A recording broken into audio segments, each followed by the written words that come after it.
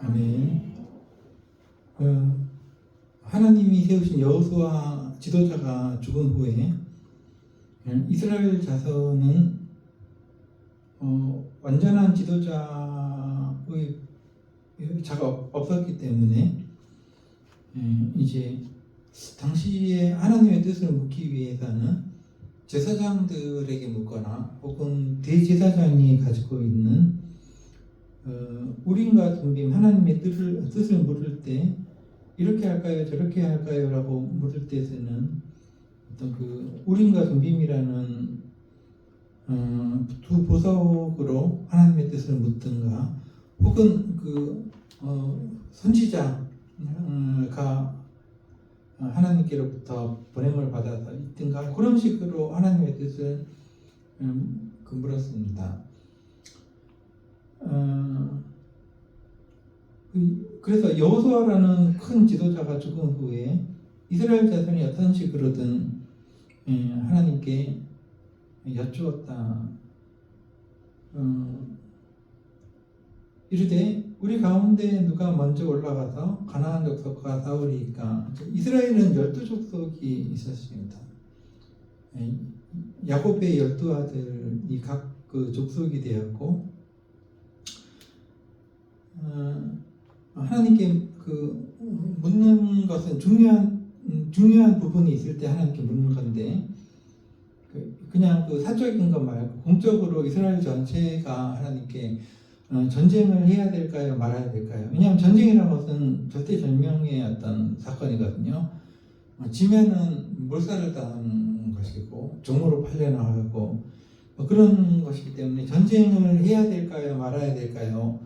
이런 질문은 굉장히 중요한 질문입니다. 그래서 하나님께 물어볼 수밖에 없는 거고 또 왕을 세울 때 어떤 사람이 우리 왕이 되어야 되겠습니까? 이게 훗날의 얘기지만 그때도 이스라엘 온 백성은 하나님께 묻습니다. 누가 왕이 되어야 되겠습니까? 라고 묻습니다.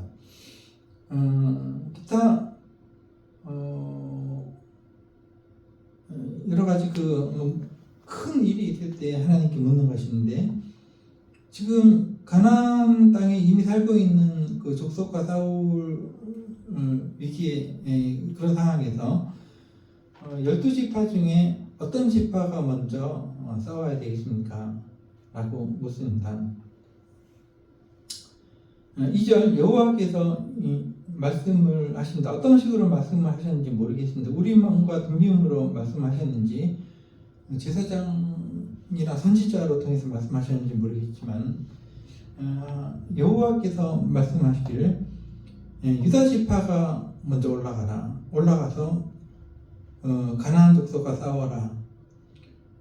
이 땅을 유다 지파가 싸울 그 땅을 내가 유다 지파에게 주었다. 보라 내가 이 땅을 그의 손에 넘겨주었노라.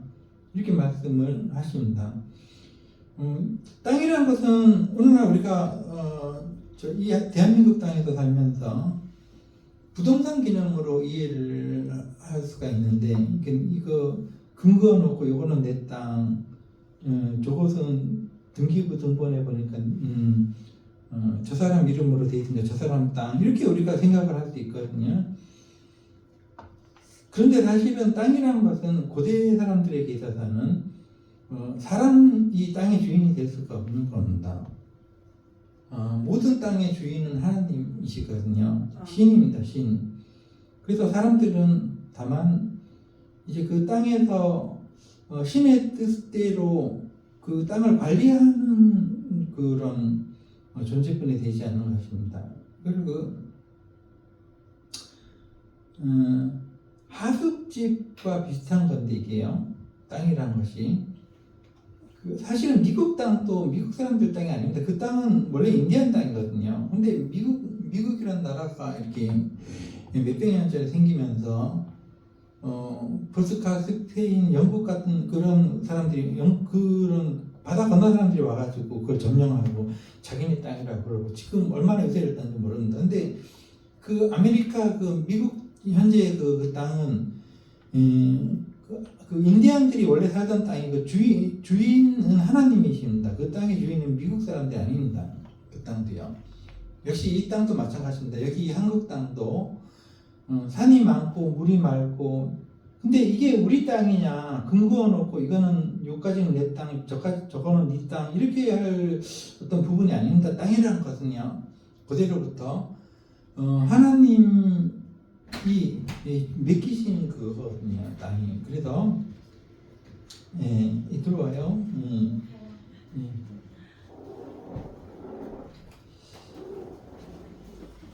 앉으시면.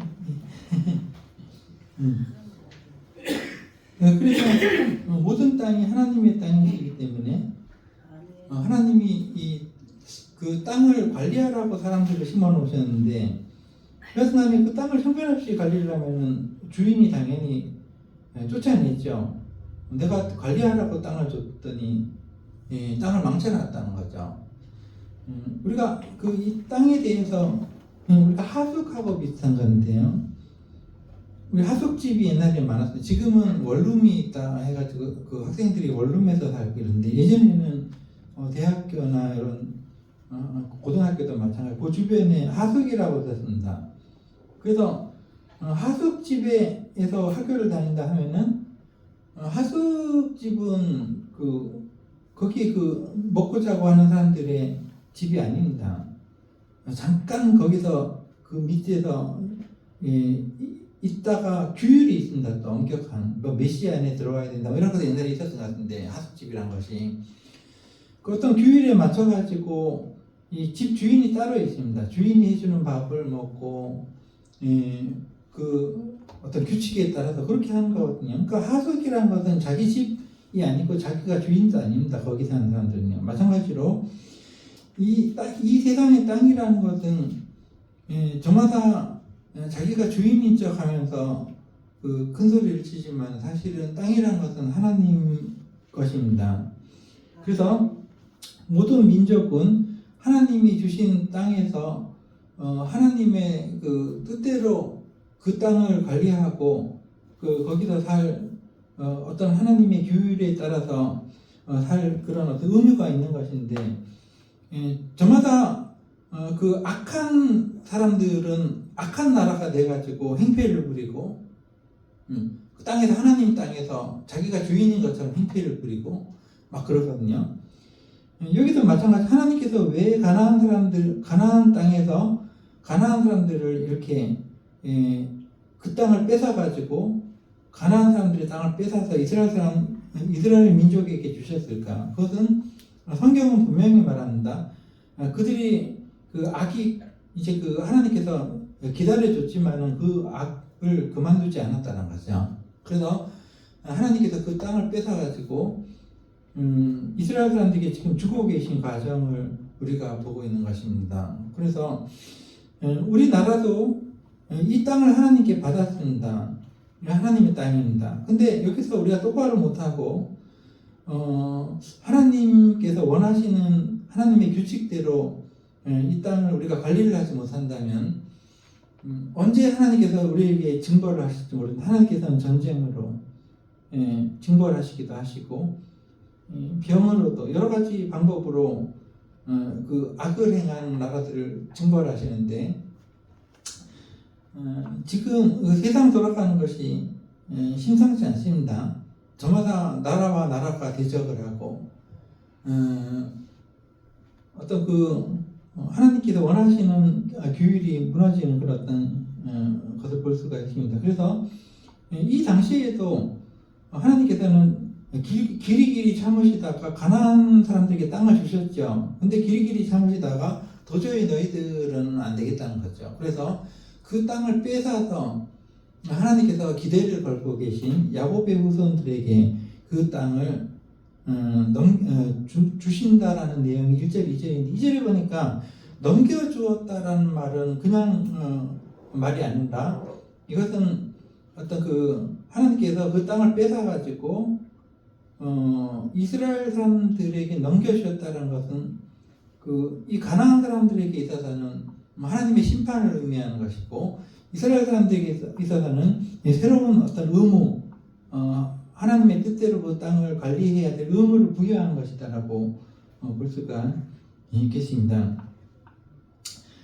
3절부터는 이제 그 땅을 유다가 올라가서 이제 여기 보니까 1절에 보니까 누가 먼저 올라가서 이런 말 나오죠. 누가 먼저 올라가서 가나안 족속과 싸우리까 이 말 나오고 올라간다는 말이 많이 나옵니다. 3절에 보니까 나와 함께 올라가서 가나안 족속과 싸우자 이렇게 나오죠. 올라간다는 말이 무슨 말일까요? 물론 이스라엘은 산이 많습니다.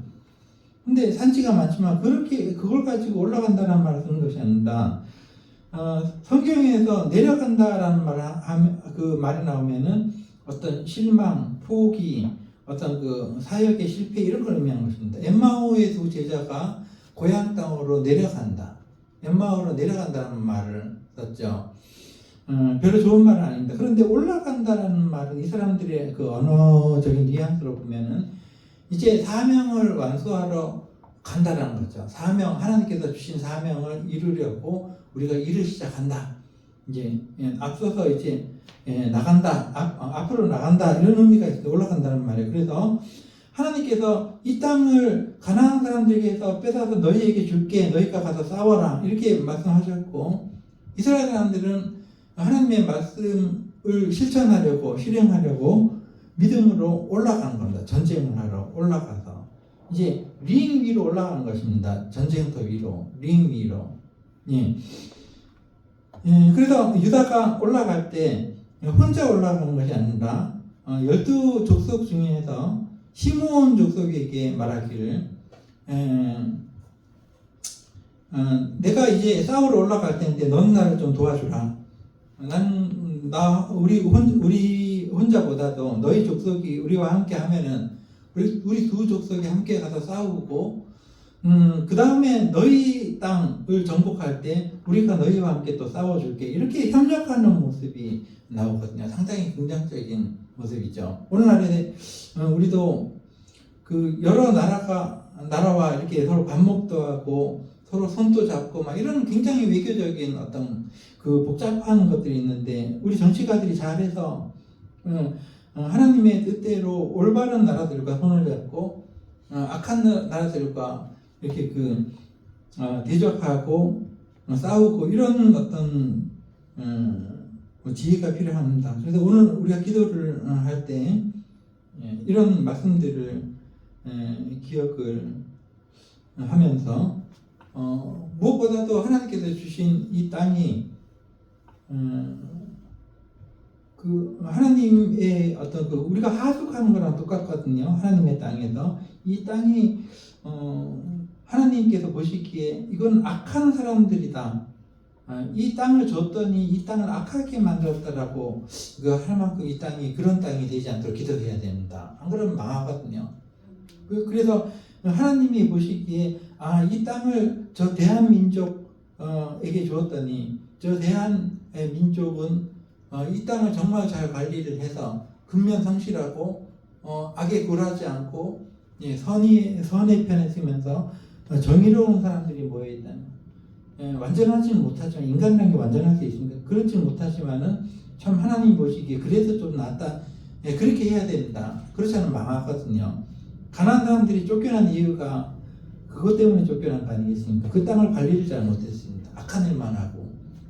그래서 이 땅에서 악한 어떤 일보다는 하나님 보시기에 올바른 일이 더 많이 일어날 수 있도록 기도해야 되겠고, 두 번째는 이 전 세계의 나라가 뒤엉켜서 지금 싸우고 있는데 우리가 누구와 손을 잡을 것인가, 어떤 나라와 손을 잡고 정의를 구현해 갈 것인가, 이 세계 안에서 여러분들의 기도가 필요할 것 같습니다. 이런 것들 생각하면서 함께 한 15분 정도만 이런저런